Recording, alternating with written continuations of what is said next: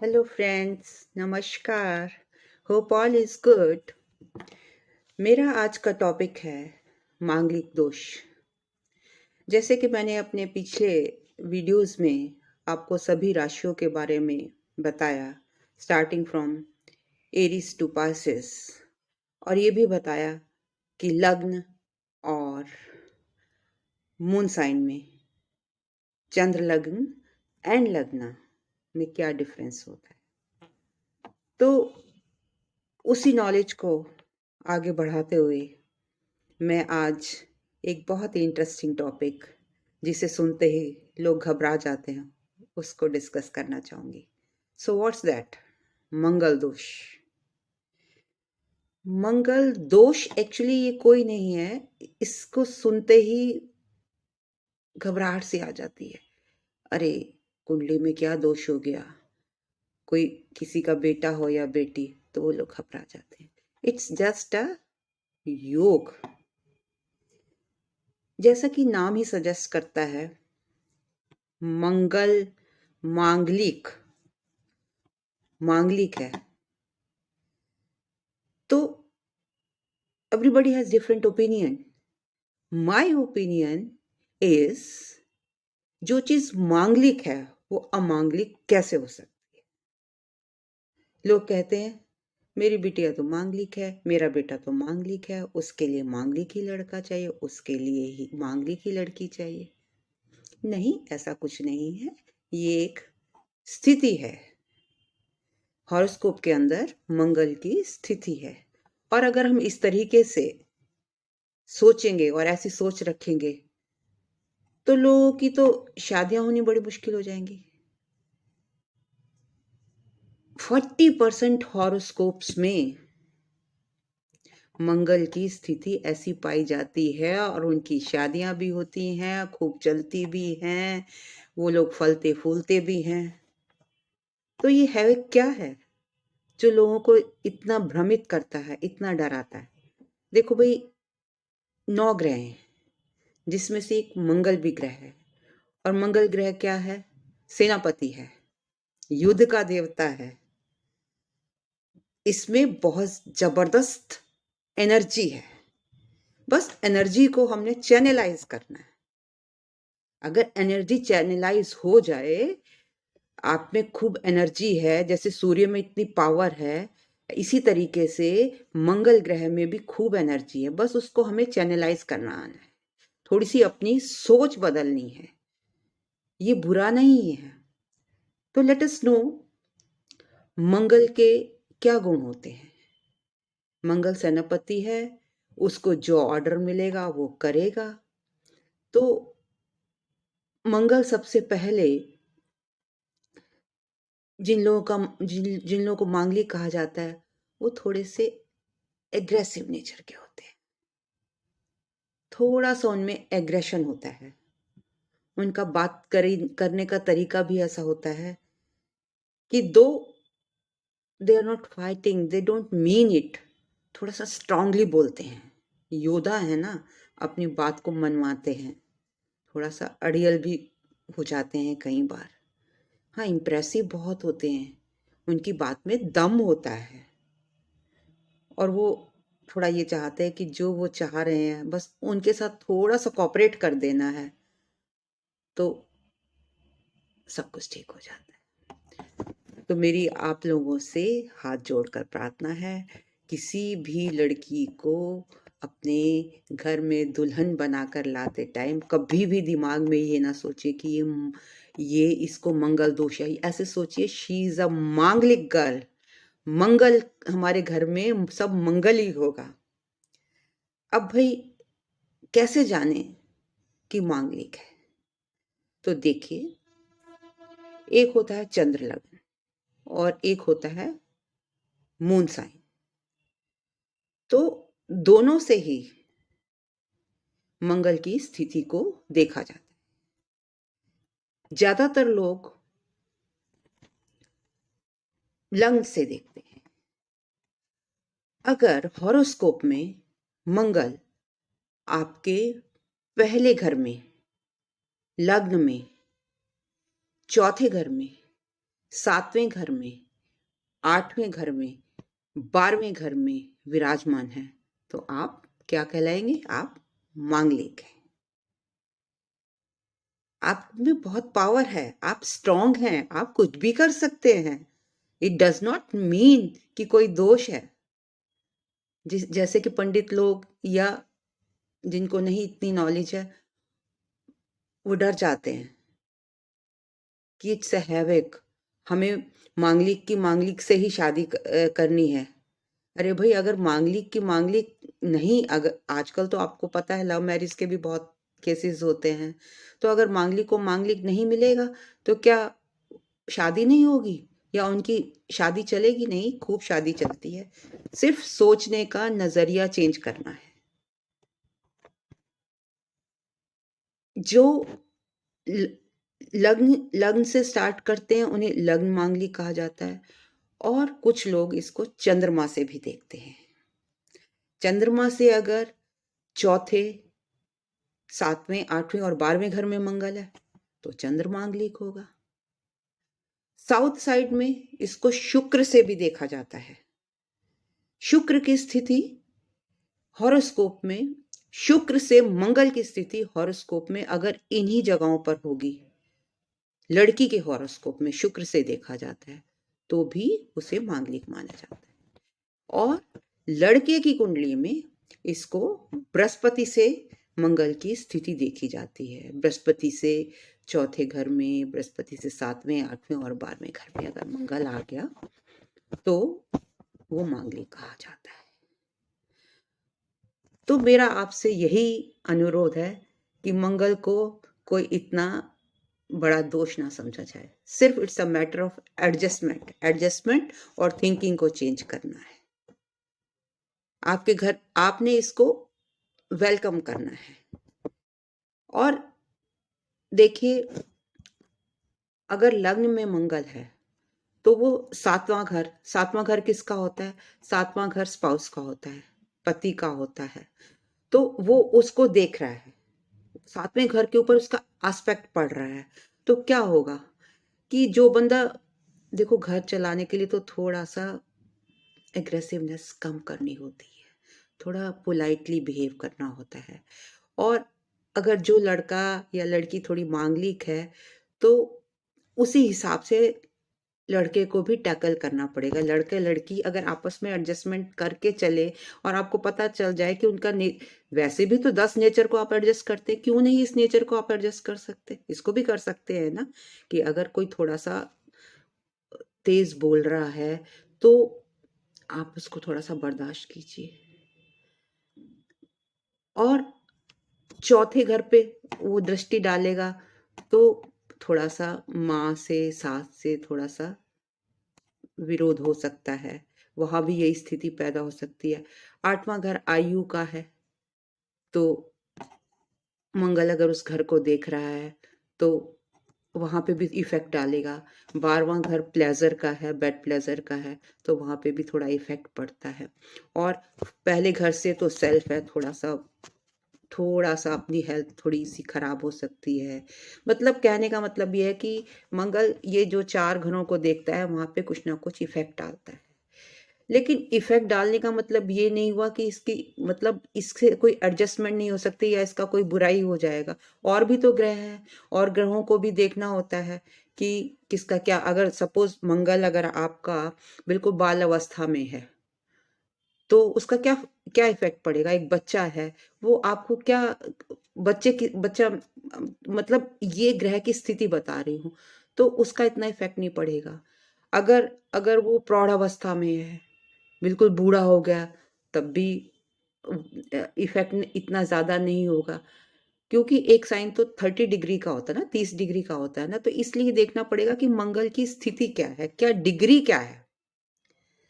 और अगर उसको कोई शुभ ग्रह देख रहा होगा तो भी उसका इफेक्ट लगभग कैंसल ही हो जाएगा। अगर मंगल स्वराशि का होगा तब भी उसका कैंसलेशन हो जाएगा।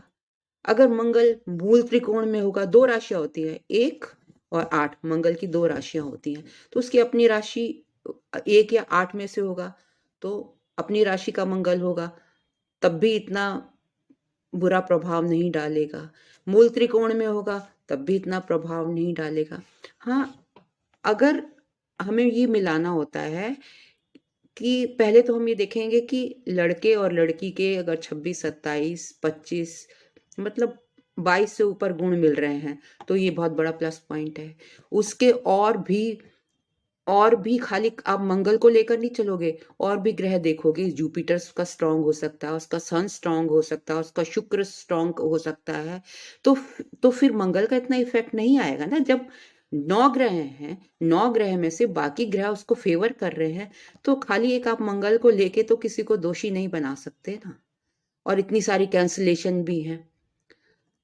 दूसरी बात ये होती है, लड़के लड़की को कुंडली को जब हम मिलाते हैं तो हम उसमें देखते हैं कि कहीं शेर पे सवा शेर तो नहीं बैठा। जिस घर में लड़के का मंगल है या लड़की का मंगल है, उसी जगह पर लड़की का मंगल है जहां पर, वहां पर लड़के का शनि बैठा होगा, राहु बैठा होगा या केतु बैठा होगा। ये मैलिफिक प्लैनेट्स शेर पे सवा शेर अगर वहां पर बैठ जाते हैं तो उसका इफेक्ट लगभग कैंसिल हो जाता है। इसलिए सिर्फ एक मंगल को लेकर आप मांगलिक दोष साबित नहीं कर सकते। दोष होता है लेकिन उसके रेमेडीज भी बहुत सारी होती हैं, कैंसिलेशन भी होती है। इसलिए आपको चाहिए कि किसी एस्ट्रोलॉजर से जाके डिटेल में डिस्कस करें, तभी आप उसके बारे में कुछ प्रिडिक्ट कर सकते हैं। अदरवाइज सिंपली आपने एक कंप्यूटर पे अपना लड़के लड़की का बायोडाटा डाल दिया और उसने कहा कि ये मांगलिक है और आपने शादी कैंसिल कर दी। ऐसा नहीं होता है। लगभग 40%, 50% लोगों की कुंडली में तो मंगल की स्थिति ऐसे ही होती है। या तो लग्न से मांगलिक होगा, या चंद्रमा से मांगलिक होगा, या शुक्र से मांगलिक होगा, या बृहस्पति से मांगलिक होगा। और हर एक से मांगलिक होने के अलग अलग डिफरेंट पॉइंट्स होते हैं, उनको जोड़ा जाता है, तब देखा जाता है कि इनकी क्या स्ट्रेंथ है। ये एक बहुत वास्ट वास्ट टॉपिक है। हर एक प्लेनेट के नंबर होते हैं, उनको काउंट किया जाता है, उनको जमा किया जाता है, तब जाके मंगल दोष को निर्धारित करते हैं कितना स्ट्रांग है, कैसा है, ये शुभ है या किसी किसी केस में थोड़ा सा हो जाता है। और क्योंकि इतनी सारी कैंसिलेशन है तो डरने की कोई जरूरत नहीं है। सबसे पहले अपनी थॉट बदलिए कि अगर मंगल है तो मांगलिक कर रहा है। मंगल इज मांगलिक, नॉट हैवक। कोई इतना डरावनी चीज नहीं है, भयानक चीज नहीं है जितना लोगों ने इसको बना दिया है। तो आप खुशी से अपने घर में दुल्हन लाइए and never use the word कि वो मांगलिक है या नॉन मांगलिक है। सिर्फ it's a matter of adjustment सिर्फ। और क्या क्या एक तो कैंसिलेशन बहुत सारे हैं। दूसरा ये है, अगर आप मांगलिक हैं तो कुछ रेमेडीज कर लीजिए। क्या रेमेडीज? जैसे अपने दिनचर्या में हनुमान चालीसा को शामिल कर लीजिए। हनुमान जी का पाठ करिए।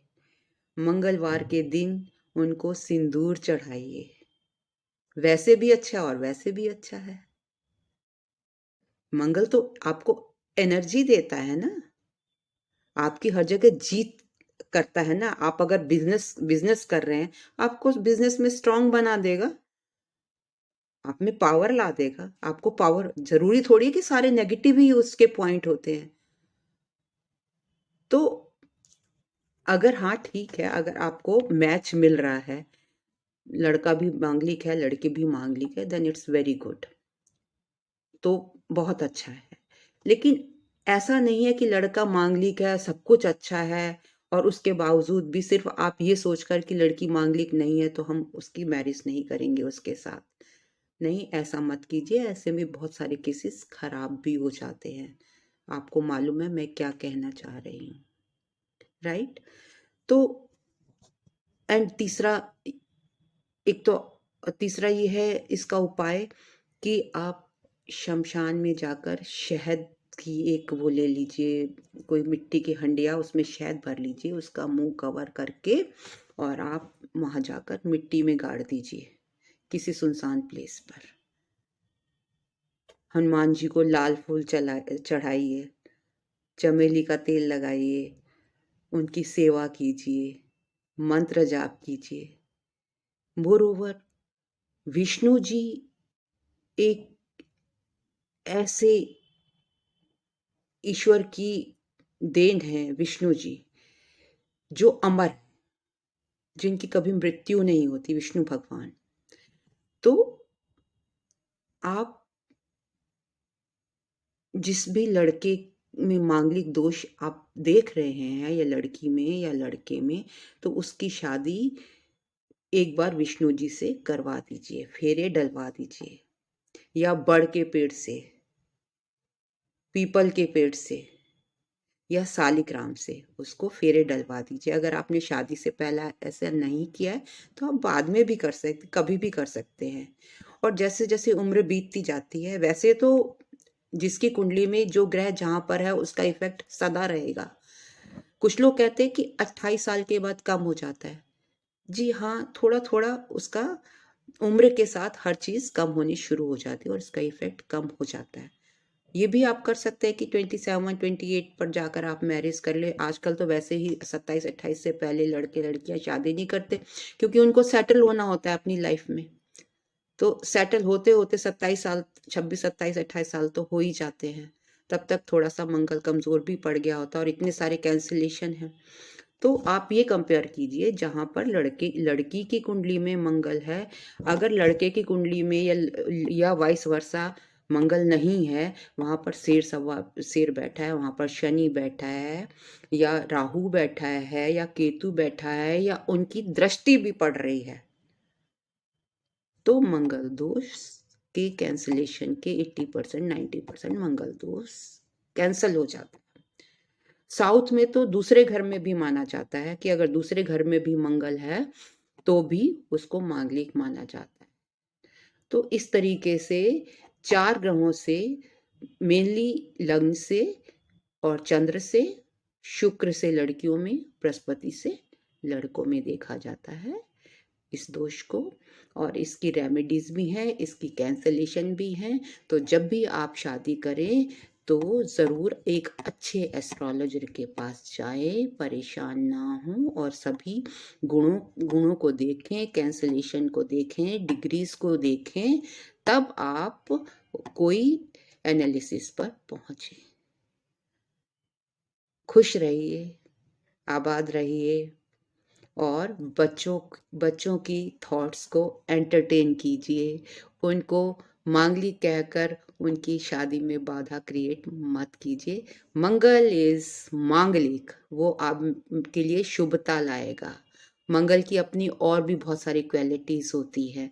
मंगल इज ब्लड को रिप्रेजेंट करता है ना, तो उसको थोड़ा सा क्रोध आ जाता है। क्रोध क्या वैसे नहीं आता? और ग्रहों से भी तो आता है, राहु से आता है, केतु से आता है, शनि से आता है। तो इसी को क्यों आप इतना उठाते हैं कि मांगलिक है तो शादी, परेशान हो जाते हैं पेरेंट्स, अब शादी कैसे करें? तो इतनी सारी रेमेडीज हैं, इतनी सारी कैंसलेशंस हैं, फिर मंगल की स्थिति उनकी किस डिग्री पर है, ये सभी देखकर निर्णय लिया जाता है। और मोरोवर आप हनुमान चालीसा का ईश्वर के चरणों में अपना अर्जी लगाकर आगे बढ़े, हनुमान चालीसा का पाठ करें, हनुमान जी की सेवा करें, सब शुभ होगा। तो आज के लिए इतना ही। आती हूँ अगले और किसी टॉपिक पर वीडियो लेकर। और अगर आपको मेरा वीडियो पसंद आया है तो प्लीज़ लाइक, कमेंट और सब्सक्राइब ज़रूर कीजिए। और आपकी अगर रिगार्डिंग दिस और एनी अदर वीडियो आपकी कोई क्वेरी है तो मुझे आप कमेंट बॉक्स में क्वेश्चन पूछ सकते हैं। Bye bye, thank you for listening so patiently.